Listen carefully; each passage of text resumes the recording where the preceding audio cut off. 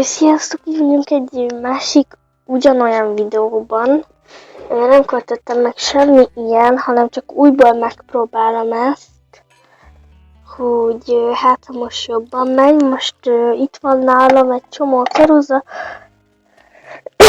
bocsi, és a ceruzával fogom így irányítani a sorokat, hogy ne vesszek el, értek. Még az olvasókönyvben a iskola ide. Jól van, szóval kezdjük. Amúgy ez egy láma, miért van cseresznye a fején? Rendben, szóval interjú a farkassal, aki állítólag megette Piroskát. Interjút kér az új bárány riporter, felkéri Ordast, interjút kér, én közlöm, olvasd. Igaz volna Amavát, hogy ön orvul elfogyasztott egy egész nyers nagymamát? Egy nagymamát?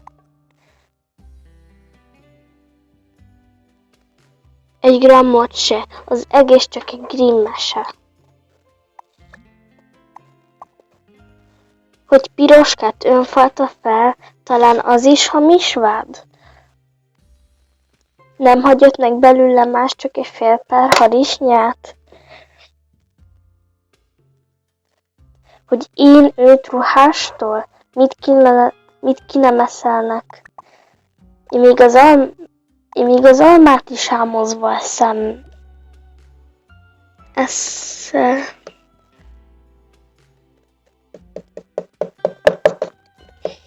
Én még az almát is hámozva eszem meg.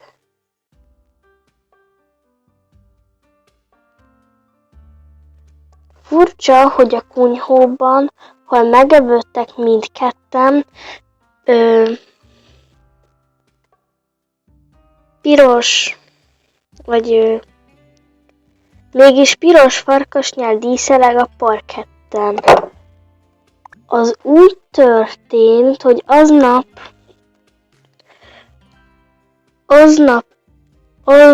hogy ők aznap meghívtak a viskóba, nagyon finom uzsonna volt. Szamóta és piskóta. És mivel én a evés közben állandóan vicsorgok,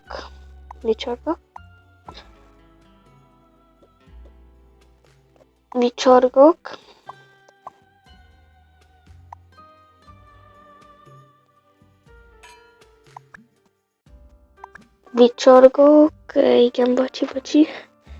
Vicsorgok, a vérveres szamócali a pofámból kicsorgott. Én úgy tudtam, hogy önnel szabály, hogy csak friss húst zabál. Kacsa. Nem értem, miért kacsa. Füvet rágok lompán legelészve, zsengét, hogy a gyenge gyomrom megemészze. És meddig lesz önnél a jó hús is tiltva? Eddig, de erről már nem írhatsz, te birka.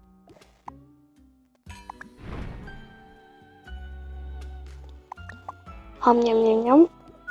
Megette. Ennyi is van ez a videó, sziasztok! És tényleg csak 4 meg 3 perces videóim lehetnek, és így kell valahogy egy sorozatot csinálnom. De jó.